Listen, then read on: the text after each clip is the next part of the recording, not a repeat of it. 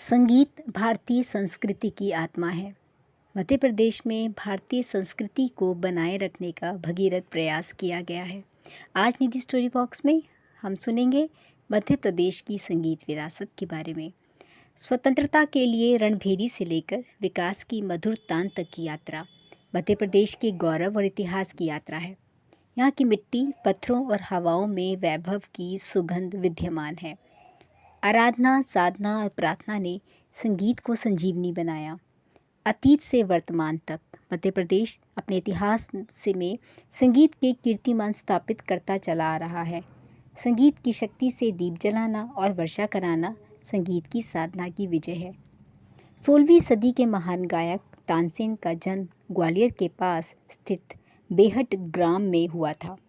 स्वामी हरिदास उनके गुरु थे एवं बैजू बावरा उनके गुरु भाई थे।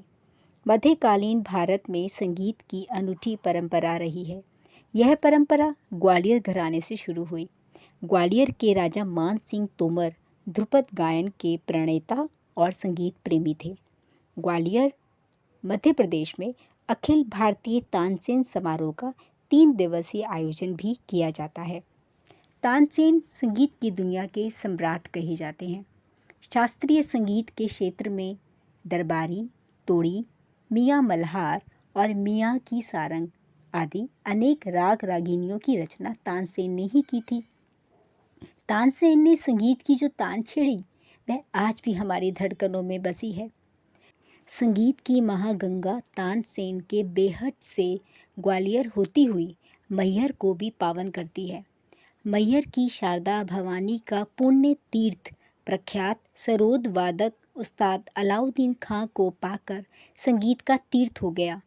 सरोद की खनक से उत्पन्न गीतों की सुरमय ध्वनियाँ आज भी उस्ताद की याद दिलाती हैं। विदेशों तक अपने संगीत की पताका मैहर बैंड के माध्यम से आज भी फहरा रही है। उनकी याद में अलाउद्दीन खां संगीत अकादमी की स्थापना की गई है। ऋषि मुनियों और साधकों की 1000 वर्षों की तपस्या एवं परिश्रम का प्रतिफल है संगीत। कहा जाता है कि जिस समाज में कला का स्थान नहीं होता वह समाज भी प्राणहीन हो जाता है, और जिस समाज में कुमार गंधर्व जैसे संगीत प्रेमी पैदा हो जाते हैं वह देश धन्य हो जाता है। कुमार गंधर्व ने जहाँ मालवी गीतों को राग दरबारी ढंग से गाकर नए आयाम दिए, वहीं सूर, तुलसी, कबीर और मीरा के पदों को गाकर उन्हें जन सामान्य तक स्वर सरिता के माध्यम से प्रेषित किया।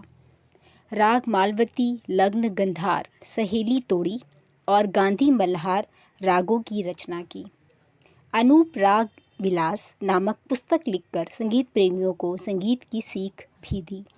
संगीत सेवा हेतु आपको पद्म भूषण, पद्म विभूषण, कालिदास सम्मान और शिखर सम्मान से विभूषित किया गया।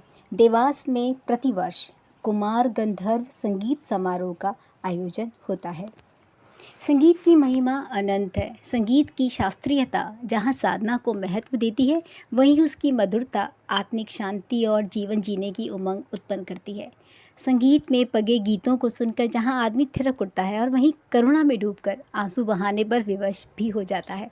संगीत जब जन साधारण को प्रभावित करने लगता है तब उसका सामाजिक महत्व बढ़ जाता है, और इस संदर्भ में फिल्मी गीतों को हम भुला नहीं सकते।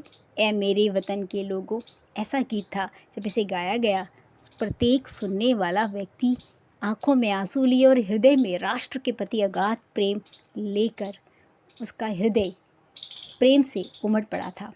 इस गीत को इतने प्रभावशाली ढंग से गाया था स्वर कोकिला लता मंगेशकर जी ने।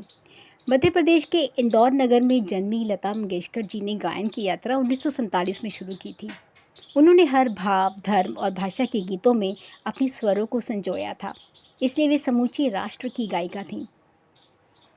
संगीत और मध्य प्रदेश एक दूसरे के पूरक लगते हैं। संगीत की चर्चा मध्य प्रदेश का उल्लेख किए बिना पूरी नहीं हो सकती। संगीत की कोई सीमा नहीं है। प्रदेश का हृदय भी विस्तृत है। विभिन्न कलाएं यहाँ की मिट्टी में अंकुरित होकर पल्लवित होती रहती हैं। संगीत का वट वृक्ष यहाँ स्वर प्रेमियों को छाया और सहृदय जनों को सुरभि प्रदान कर रहा है। कैसी लगी आपको ये संगीत की मधुर सी यात्रा? ज़रूर बताइएगा कमेंट्स करके। और नए हैं तो सब्सक्राइब ज़रूर कीजिए, लाइक कीजिए, हौसला बढ़ाइए और इससे भी ज़रूरी अपना ख्याल रखें।